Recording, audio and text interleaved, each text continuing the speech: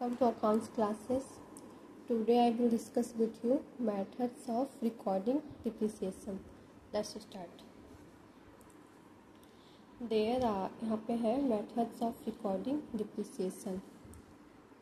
There are two methods of recording depreciation in the books. First method, by charging to asset account. asset account को charge करके In this case, provision for depreciation account is not maintained. यह case में जो है provision for depreciation account को जो है maintain नहीं किया जाता है and the depreciation is directly credited to the asset account और depreciation को जो है directly credit किया जाता है asset account में. Hence the asset account appears in the ledger at a written down value. और इसीलिए जो है एसेट को जो है लेजर में दिखाया जाता है रिटर्न डाउन वैल्यू मेथड पर. Okay. By charging to asset account को चार्ज करके जो है पहले मेथड में इस केस में क्या होता है कि प्रोविजन फॉर डिप्रिसिएशन अकाउंट जो है मेंटेन नहीं किया जाता है. Provision for depreciation account is not maintained and the depreciation is directly credited और डिप्रिसिएशन को जो है डायरेक्टली क्रेडिट किया जाता है एसेट अकाउंट में. Hence the asset account appears in the ledger at a written down value और इसीलिए जो है एसेट अकाउंट दिखाया जाता है या दिखाई देता है लेजर में eight a written down value method पर. ओके. अब नेक्स्ट देखते हैं. सेकेंड है by creating provision for depreciation account. अब इसमें क्या है ना कि प्रोविजन फॉर डिप्रिसिएशन अकाउंट को क्रिएट करना है. तो चलिए देखते हैं. In such a case, the depreciation is credited to provision for depreciation account instead of asset account. Means depreciation को संपत्ति खाते के बजाय प्रावधान के लिए जो है क्रेडिटेड किया जाता है. ये जो प्रोविज़न है डिप्रिसिएशन को संपत्ति खाते के बजाय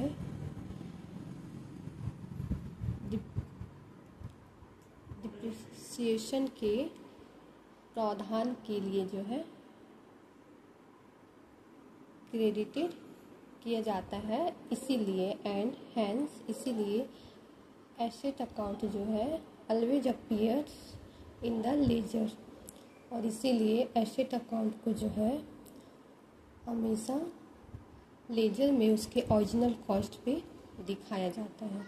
इसीलिए hence the asset account always appears in the ledger at its original cost और इसीलिए जो है एसेट अकाउंट को हमेशा एसेट अकाउंट जो है ऑलवेज वो दिखाई देता है एज इस ओरिजिनल कॉस्ट अपने ओरिजिनल कॉस्ट पर लेजर में दिखाई देता है हमेशा एसेट अकाउंट. ओके. ये देखते हैं the balance on the credit side of provision for depreciation account shows the total amount of depreciation accumulated to date. Accumulated मतलब होता है संचित किया गया.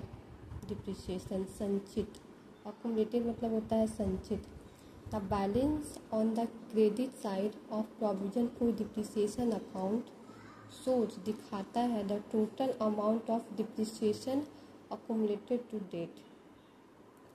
मीन्स डिप्रिसिएशन के लिए प्रावधान उसके क्रेडिट पक्ष पर बैलेंस अमाउंट जो है आज तक का बचा हुआ, आज तक की जमा हुई डिप्रिसिएशन जो है, आज तक की संचित डिप्रिसिएशन, जितना भी डिप्रिसिएशन अभी तक का डेट में जो संचित हुआ है, आज तक की जमा की हुई डिप्रिसिएशन मूल डिप्रिसिएशन को दर्शाती है। So the total amount of depreciation, आज तक जो भी डिप्रिसिएशन का अमाउंट जो है वो जमा हुआ है, उस राशि को जो है दर्शाती है accumulated to date. Okay, however when the asset is sold या डिस्कार्डेड बोल सकते हैं, और अगर हाउएवर जब एसेट को बेचा जाता है या डिस्कार्डेड, दोनों मतलब सेम हुआ, when the asset is sold और discarded the total accumulated depreciation, accumulated depreciation मतलब संचित डिप्रिसिएशन, संचित मतलब कि पूरा हम लोग उसका कैलकुलेशन कर लिए हैं, संचित है, रेडी है, for that assets is transferred to the credit side of the asset account with the help of the following entry. Entry हम लोग बाद में देखते हैं, पहले ये देख लेते हैं। When the asset is sold, जब एसेट्स को बेचा जाता है, द टोटल अक्यूमुलेटेड डिप्रिसिएशन,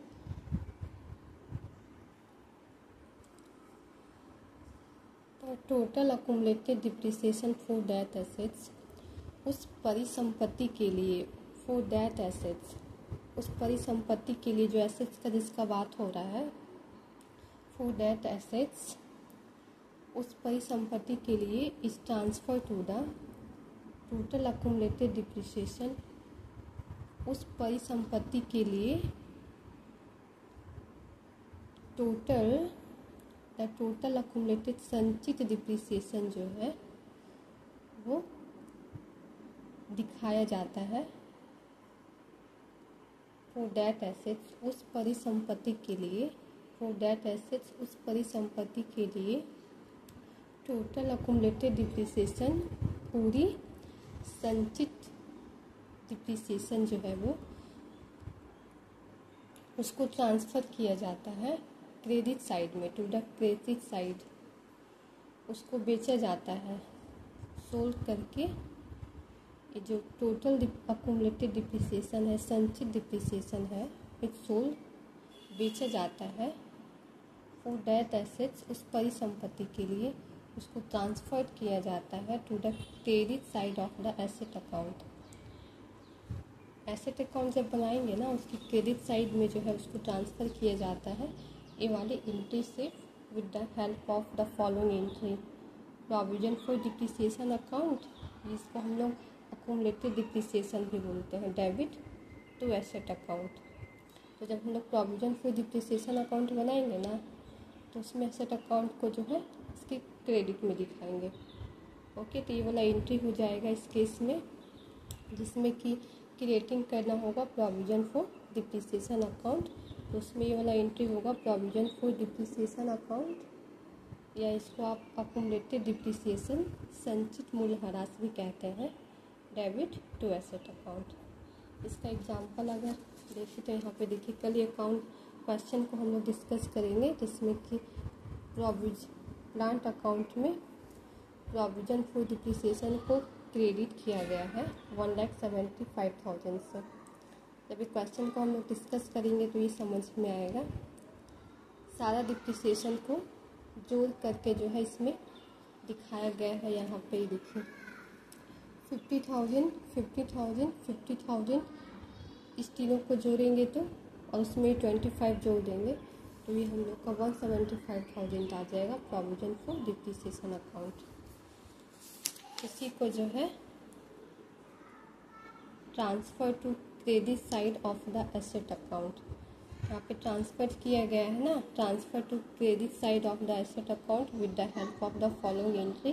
जब एसेट अकाउंट बनाएंगे या फिर जब प्रोविजन फॉर डिप्रिसिएशन अकाउंट बनाएंगे, या अक्यूमुलेटेड डिप्रिसिएशन भी बोलते हैं, तब ये वाला सिचुएशन जो है वो फॉलो करेंगे। तो ये एंट्री किस में हो जाएगा कि when the asset is sold of the asset account, When the asset is sold or discarded, the total accumulated depreciation, संचित मूल्यह्रास for that assets transfer to the credit side of the asset account, उसको transfer किया जाएगा credit side asset account with the help of the following entry, provision for depreciation account और accumulated depreciation account debit to asset account. Okay, तो आज के लिए इतना ही, मिलते हैं नेक्स्ट वीडियो में।